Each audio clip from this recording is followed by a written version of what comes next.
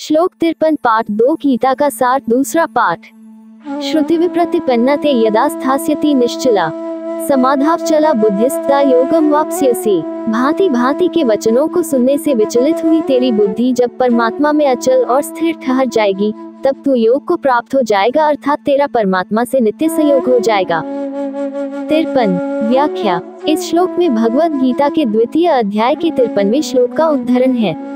इसमें भगवान श्री कृष्ण योग की प्राप्ति के लिए आवश्यक मानसिक स्थिति की व्याख्या कर रहे हैं। श्रुति विप्रतिपन्नते का अर्थ है जब आपके मन की स्थिति सभी शास्त्रों श्रुतियों के विपरीत विचारों से मुक्त हो जाएगी, जब आपकी बुद्धि उन विचारों और धारणाओं से परे चले जाएगी जो आपको पूर्व में भ्रमित कर रही थी, तब आप एक स्थिर और दृढ़ स्थिति में होंगे।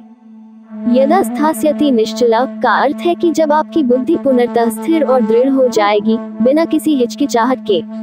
स्थिरता की स्थिति उस समय प्राप्त होती है जब मन के सभी विकार और भ्रम समाप्त हो जाते हैं और मन पूरी तरह से एकाग्र और शांत हो जाता है। समाधावचला बुद्धिस्ता योगम वाप्स्यसि का मतलब है कि ऐसी स्थिति में आपकी बुद्धि समाधि की अवस्था में स्थिर होगी और इस स्थिरता से आप योग की प्राप्ति कर सकेंगे। जब मन पुनर्तः शांत और स्थिर हो जाएगा, तब आप सच्चे योग को अनुभव कर पाएंगे।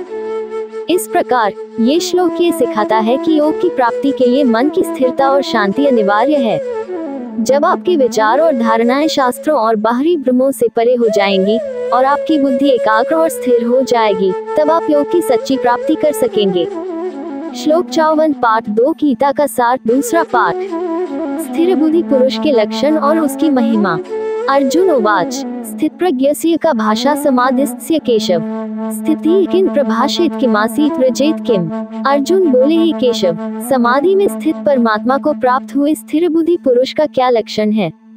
वह स्थिर बुद्धि पुरुष कैसे बोलता है, कैसे बैठता है और कैसे चलता है?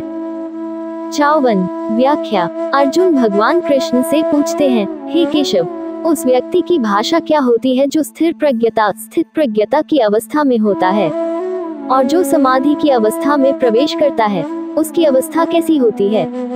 वह व्यक्ति किस प्रकार बोलता है और क्या करता है? इस श्लोक में अर्जुन उस व्यक्ति के बारे में जानना चाहते हैं जो आत्मा के वास्तविक स्वरूप को जान चुका है और इस ज्ञान की स्थिति में स्थिर रहता है।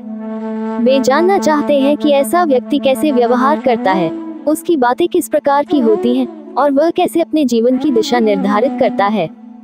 अर्जुन के इस प्रश्न से यह स्पष्ट होता है कि वे स्थिर प्रज्ञता और समाधि की अवस्था को समझने के लिए जिज्ञासु